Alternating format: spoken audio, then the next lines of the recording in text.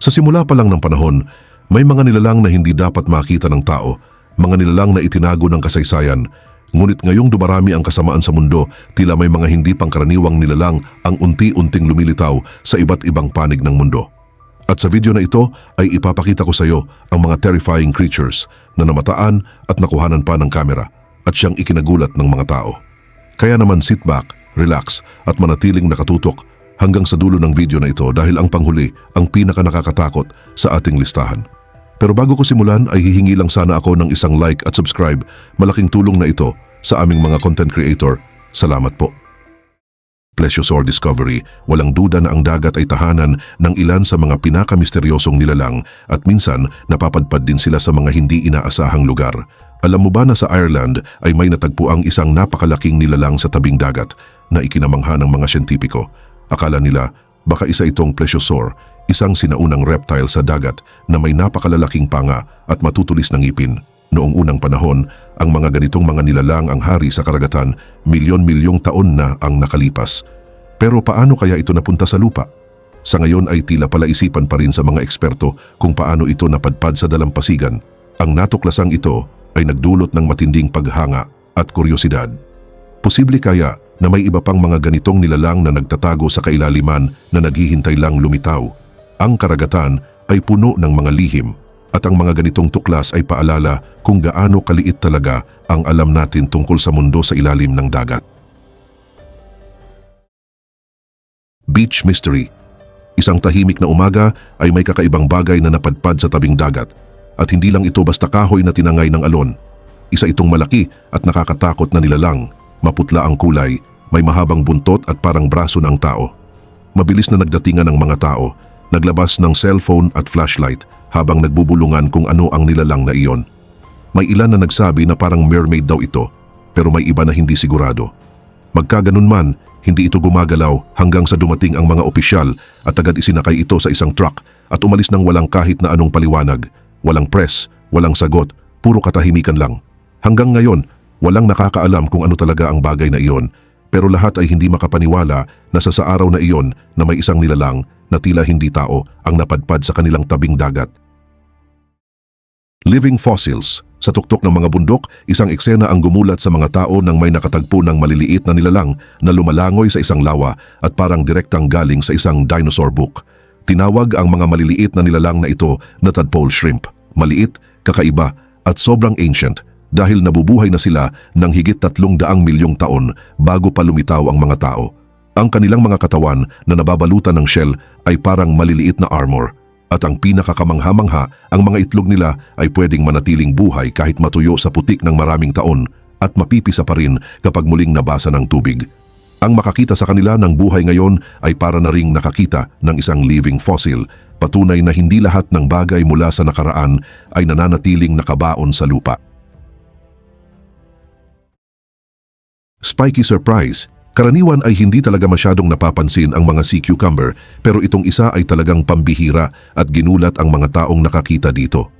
Isang babae ang nakatagpo ng kakaibang nilalang sa ilalim ng dagat, matinik at sobrang weird kaya agad niya itong ibinahagi online. Hindi lang kasi ito basta sea cucumber, kundi ito ay isang pineapple sea cucumber, makapal, magaspang at puno ng maliliit na tinik sa katawan. Parang prutas na naligaw sa dagat ang itsura nito. Pero sa likod ng kakaibang anyo, may mahalaga pala itong papel sa kalikasan. Ang ganitong klase ng nilalang ang tumutulong linisin ang seafloor sa pamamagitan ng pagkain ng mga patay na organismo at pagre-recycle ng mga nutrients. Medyo nakakadiri, oo, pero kung iisipin, ang galing din at napakalaki pala ng naiaambag nito sa nature. Kumbaga, ito ang nature na gumagawa ng sariling clean-up duty, pero may kasamang style.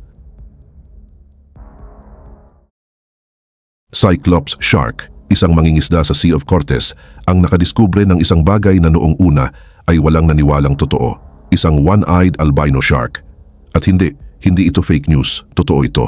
Kinumpirma mismo ng mga siyentipiko na totoo itong hayop.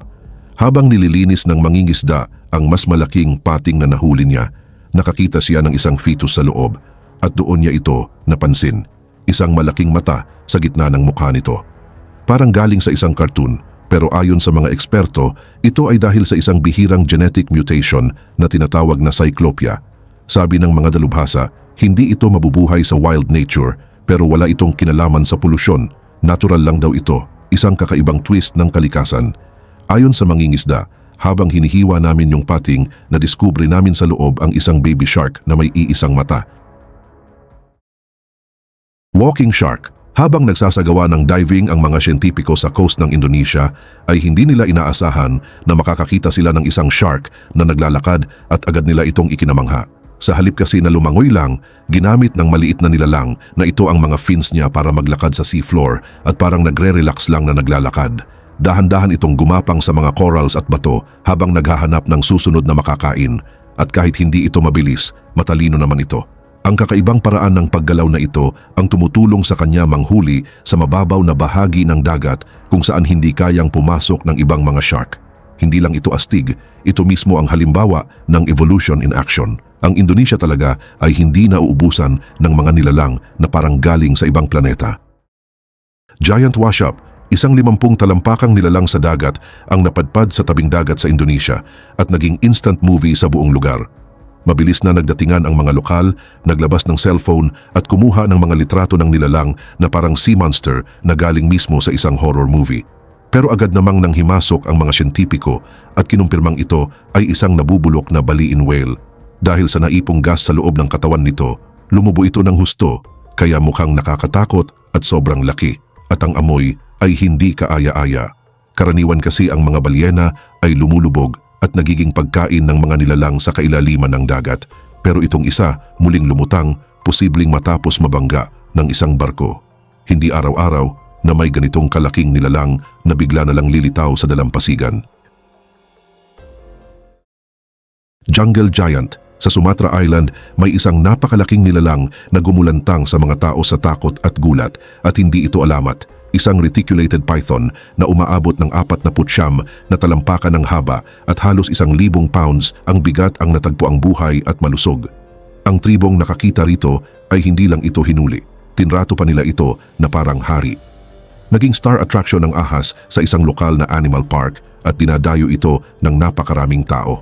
At heto pa, pinapakain daw ito ng hanggang 5 full-grown dogs kada buwan. Namangha ang mga siyentipiko sa laki nito at marami ang nagsabing ito na marahil ang isa sa pinakamalalaking ahas na naitala sa kasaysayan. Weird grin, ang isdang ito ay talaga naman ginulat ang mga tao dahil ang bibig nito ay nakapilipit sa paraan na parang nakangisi or smirking. At imbes na lumangoy palayo, nanatili lang ito habang yung taong nagfi-film ay iniabot ang kamay at marahang hinaplos ang ulo nito na parang isang underwater puppy. Ayon sa mga eksperto, may mga isda talagang ganito ang itsura dahil sa kanilang uri o maliliit na genetic quirks. Pero kakaiba man o hindi, ang isdang ito talaga ang umagaw ng atensyon. May mukha itong parang pang-meme, hindi pang-reef. Tailless chase, isang video ng tailless crocodile na tumatakbo ang gumulantang sa mga taong nakakita dito at sa internet. Hindi naman kilala ang mga buwaya sa pagiging mabilis tumakbo, pero itong isa, grabe, parang may pupuntahang importante. Ang kakaiba pa, wala itong buntot. Hindi mapigilan ng mga manonood na ulit-ulitin ng video, iniisip kung paano pa ito nabubuhay. Kasi hindi naman basta-basta nawawala ang buntot ng mga buwaya tulad ng mga butiki. Kung wala itong buntot, malamang ay nawala iyon sa isang matinding laban o sa engkwentro ng mas malaking mandaragit. Ang kawalan ng buntot ay nangangahulugang mahina ang balanse nito sa tubig at mas mabagal lumangoy. Pero sa kung anong paraan, ang maliit na survivor na ito ay nagpakita pa rin ng spectacular moves. Armored catfish. Matitibay na nilalang na talaga ang mga catfish, pero itong isa parang lumangoy diretso mula sa sinaunang panahon, may matutulis na tinik sa katawan na parang buhay na armor. Kita agad na hindi ito isdang basta-basta. Sino mang lumapit ng sobrang lapit ay siguradong mararamdaman ang matulis nitong depensa. Pati ang magaspang na ilalim ng katawan nito ay kahanga-hanga rin, dinisenyo para kayanin ang matinding kondisyon ng tubig sa kagubatan. Ang makita ng malapitan ng ganitong prehistoric survivor ay isang paalala ng mga kakaiba at mapanganib na nilalang na patuloy na nagtatago sa ilalim ng tubig. Anaconda climb, ang mga dambuhalang ahas na ito, ang ilan umaabot ng higit 30 talampakan ng haba at mahigit 500 pounds ang bigat, ay talagang ginawa para sa lakas at tahimik na pag-atake. Karaniwan, nananatili lang sila sa mga swamp at ilog, pero itong isa ay may sariling plano. Nakita ang anaconda na umakyat sa pader na parang pagmamay-ari niya ang lugar. Ang makakita ng ganitong kalaking ahas na kumikilos ng sobrang gaan at dali ay parehong kamangha-mangha at nakakatakot. Isipin mo na lang, lumabas ka ng bahay tapos makikita mo ang ganitong halimaw na kalmadong umaakyat sa dingding mo. Ang mundo talaga ay puno ng mga nilalang na hindi pa natin lubos na nauunawaan. Mula sa mga ahas na sobrang haba hanggang sa mga isdang parang galing sa sinaunang panahon, ang bawat tuklas ay paalala kung gaano kamisteryoso at kamangha-mangha ang kalikasan. Sa ilalim ng dagat, sa tuktok ng bundok o kahit sa likod bahay, maaring may mga nilalang na hindi pa natin nakikita. Kaya sa susunod na makakita ka ng kakaiba, bago ka matakot, huminga ka muna dahil baka isa yan sa mga lihim ng mundo na matagal nang naghihintay na matuklasan. Ito ang mga nilalang na nagpapaalala sa atin na sa kalikasan, walang imposible. At ang mga himala, minsan nakakatakot lang tingnan, pero totoo.